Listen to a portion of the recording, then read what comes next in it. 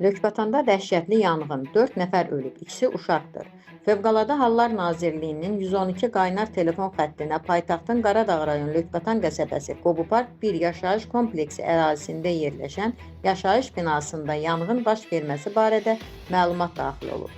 Media TV Azmedia qrupu xəbər verir ki, bu barədə Fövqəladə Hallar Nazirliyinin mətbuat xidməti məlumat yayıb. 5-i 12-ci ay 2025-ci il tarixində saat 03:15 radələrində Respublika Təcili və Təxirə Salınmaz Tibbi Yardım Mərkəzinə Qaradağ rayonu Lökbatan qəsəbəsi Qobupark 1 yaşayış masivində partlayış baş verməsi səbəbilə çağırış daxil olub. Eyni zamanda bu barədə təbibin mətbuat xidməti də məlumat yayıb. Bildirib ki, dərhal 12 təcili tibbi yardım briqadası çağırış ünvanına cəlb olunub. Təcili tibbi yardım briqadası tərəfindən 4 nəfər qadın tüstüdən zəhərlənmə ilkin diaqnozu ilə kliniki tibbi mərkəzə hospitalizasiya olub. Hadisə yerində 4 nəfərin həkimə qədər ölüm faktı qeydə alınıb. Kliniki tibbi mərkəzə hospitalizasiya olan 4 nəfərdən 3-ünün vəziyyəti orta ağır olaraq qiymətləndirilir.